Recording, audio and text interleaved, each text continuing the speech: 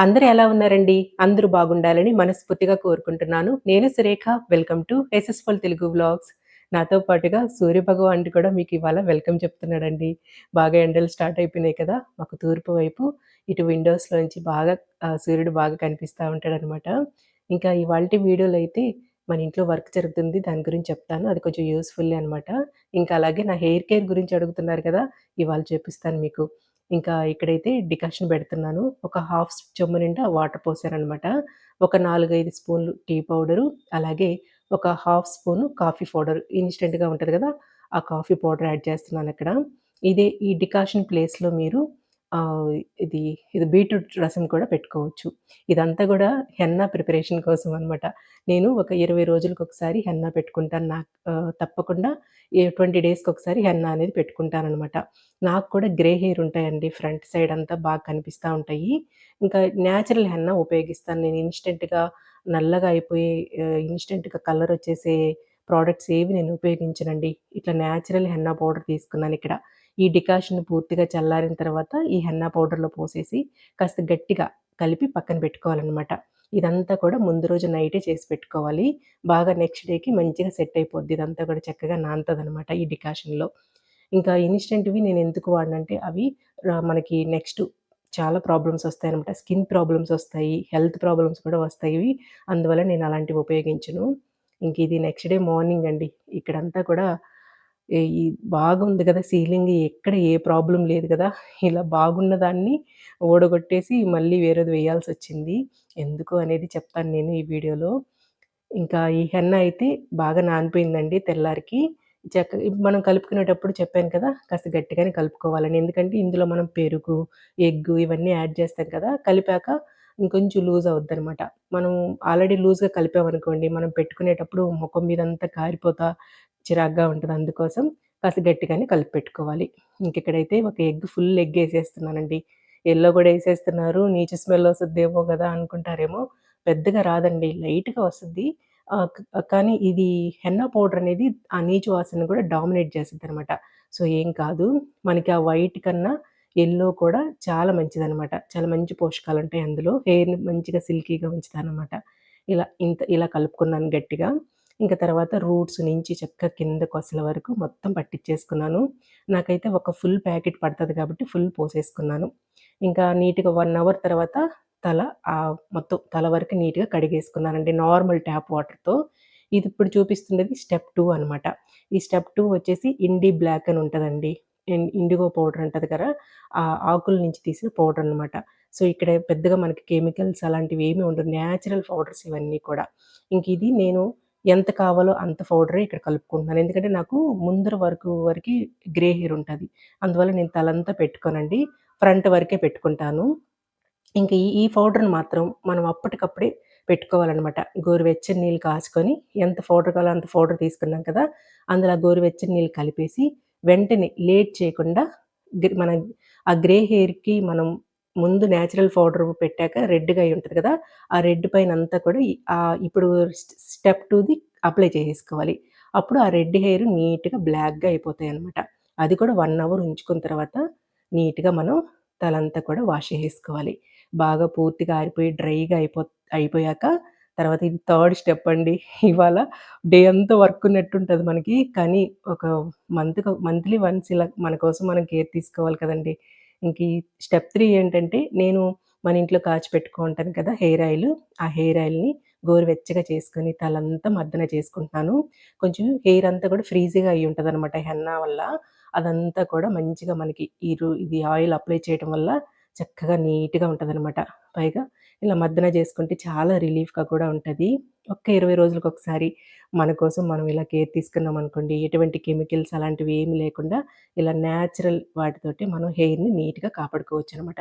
ఇలా ఆయిల్ అంతా అప్లై చేసుకున్న తర్వాత దువ్వెనకి పెద్ద పళ్ళుంటాయి చూసారా? ఆ పెద్ద రంధ్రాల వైపు ఇలా నీట్‌గా రూట్స్ అంతా కూడా అలా దువ్వుకోవాలనమాట మెల్లగా. మొత్తం రూట్స్ అంతా కూడా ఆయిల్ ఈవెన్‌గా పడతది.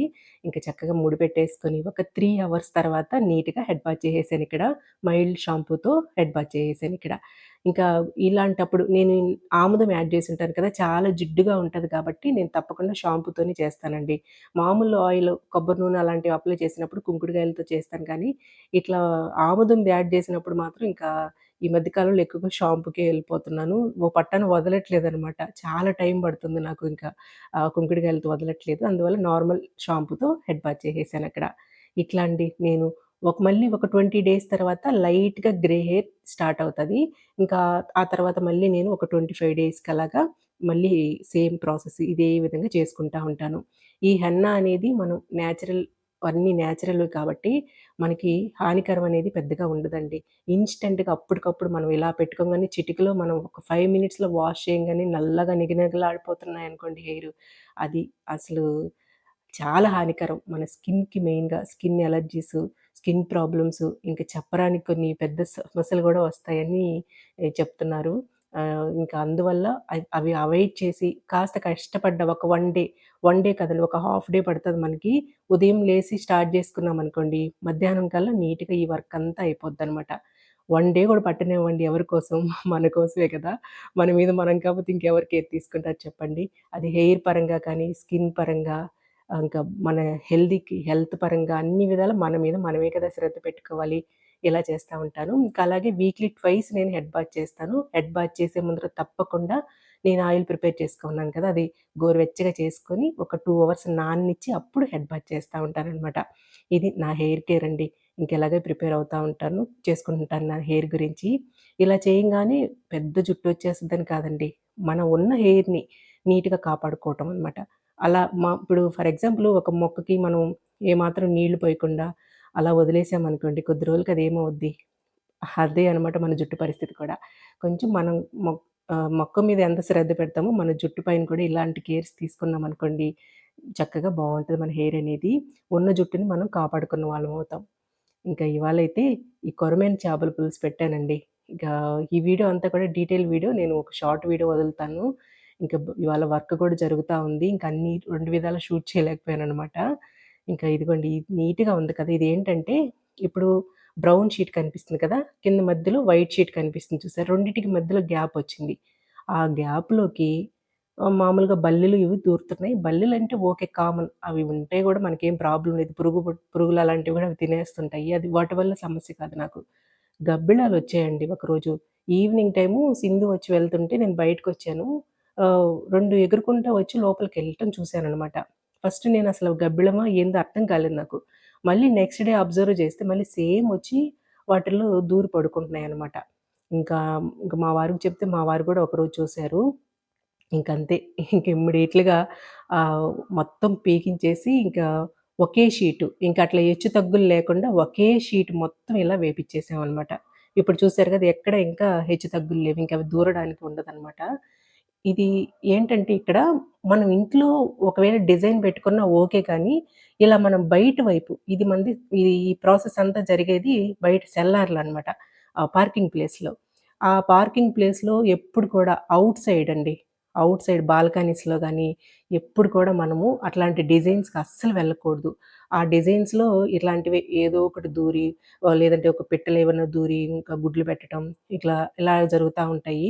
ఎక్కువగా బల్లులు చేరటం, ఇంక ఇంక ఈ ఇంక గబ్బిలాలు ఇలాంటివి చూసామనుకోండి ఇంక మనకెంత ఇంక ఇంకా నెగెటివ్ థాట్స్ వస్తా ఉంటాయి మనకి. అమ్మో! ఇలా దూరింది ఏమవుతదో, ఇంక తెలియకుండానే ఇంక అలాంటి ఆలోచనలు వస్తా ఉంటాయి కదా!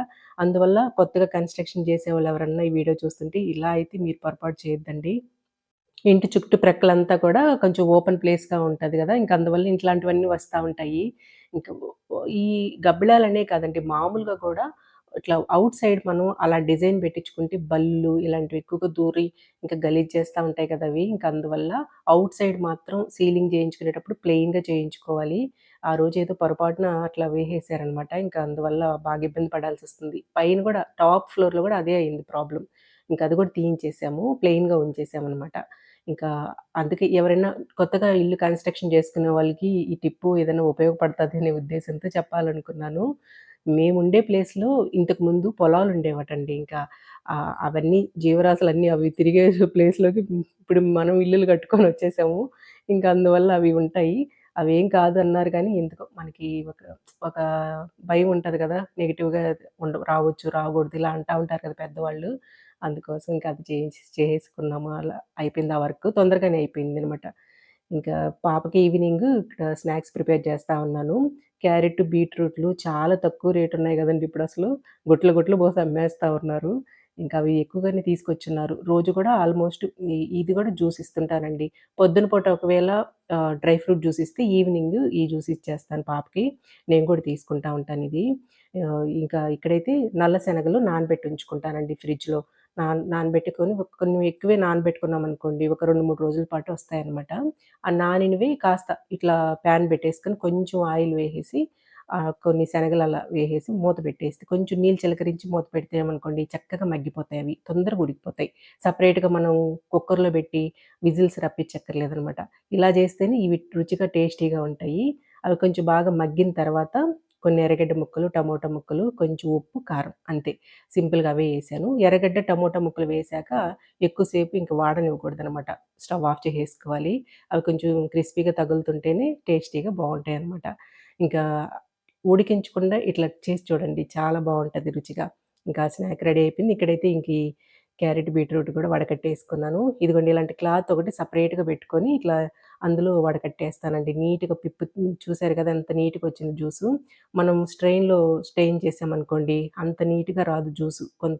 ఆ పిప్పులోనే వేస్ట్‌గా పోతా ఉంటది. అందువల్ల సెపరేట్‌గా ఒక క్లాత్ పెట్టేసుకుంటాననమాట.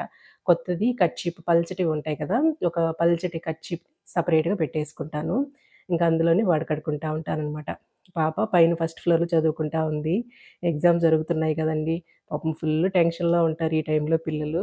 ఇంక ఈవినింగ్ ఇస్తున్నాను. మళ్ళీ నైట్ పడుకునే లోపల ఇంకేదైనా చేసి పెడతాను తనకి. ఇంకా అది చదువుకుంటా ఉంది. తనకి ట్యూషన్స్‌కి అలా వెళ్ళదండి. ఇంట్రెస్ట్ ఉండదు. ఫస్ట్ నుంచి కూడా తనకి ఓన్‌గా తనే ప్రిపేర్ అవ్వడం అలవాటు. అది ఫోన్‌లో వింటా ఉంటదనమాట ఏదైనా డౌట్స్ వస్తే. అది అది ఎవరికైనా ఉపయోగపడుద్దేమో పాప చెప్దాము. అది దేనిలో చూస్తావు నాన్న అంటే చెప్తుందక్కడ. ఫిజిక్స్ వాలా అని ఒక యాప్ ఉంటదండి. అందులో ఎళ్లి చూస్తుంటదనమాట. కాకపోతే వాళ్ళు హిందీలో చెప్తుంటారు. హిందీ అర్థం చేసుకోగలిగే వాళ్ళు ఆ యాప్‌ని డౌన్‌లోడ్ చేయక్కర్లేదు. డైరెక్ట్‌గా మనం యూట్యూబ్‌లో కొడితే వచ్చేస్తది. ఏది డౌట్ ఉన్నా మ్యాథ్స్‌లో ఒక డౌట్ ఉన్నిందనుకోండి. ఆ టైప్ చేసి చూస్తా ఉంటదనమాట. నీట్‌గా ఎక్స్‌ప్లెయిన్ చేస్తా ఉంటారు వాళ్ళు. ఫిజిక్స్, కెమిస్ట్రీ ఇవి కూడా అలాగే ఇని ప్రిపేర్ అవుతా ఉంది. ఇప్పుడు మ్యాథ్స్ అనమాట. ఇప్పుడు తనకి నెక్స్ట్ ఎగ్జామ్ దానికే ప్రిపేర్ అవుతా ఉంది. ఎవరికైనా ఉపయోగపడుద్ది నాన్న చెప్తాను అంటే చెప్తుందక్కడ. చక్కగా చెప్పింది గానీ, ఆ ఫ్యాను రీసౌండ్ వస్తున్నాయి లేక ఇంక మ్యూట్‌లో పెట్టి నేనే చెప్తున్నాను. అది యాప్ వచ్చి ఫిజిక్స్ వాలా అండి. మనం మామూలుగా యూట్యూబ్‌లో కొట్టినా వచ్చేస్తది. పిల్లలకేమైనా ఉపయోగం అయితే ఒకసారి చెక్ చేయండి మీరు కూడా. ఇంకా తనకిచ్చేసొచ్చి ఇంక నేను కూడా ఇదే తీసేసుకుంటున్నాను. ఇవాళ డిన్నర్ నాకిదే అనమాట. ఇంకా టిఫిన్ చేయలేదు ఆ రోజు. అప్పటికే 6:30 అయిపోయింది. ఇంక తినేసాక పైకి వెళ్తాను కాసేపు. ఇంక జ్యూస్ కూడా నేను క్యారెట్, బీట్రూట్ జ్యూస్ కూడా తాగేస్తాననమాట అవి తినేసాక. మంచి ప్రోటీన్ ఫుడ్ గదా! అప్పుడప్పుడు ఇవి కూడా తీసుకోవాలండి మనం కూడా. ఉంచుకుంటే ఈజీ కదా! అదండి ఇవాల్టి వీడియో. నచ్చుంటే కామెంట్ చేయండి, లైక్ చేయండి. ఉంటానండి. Thank you.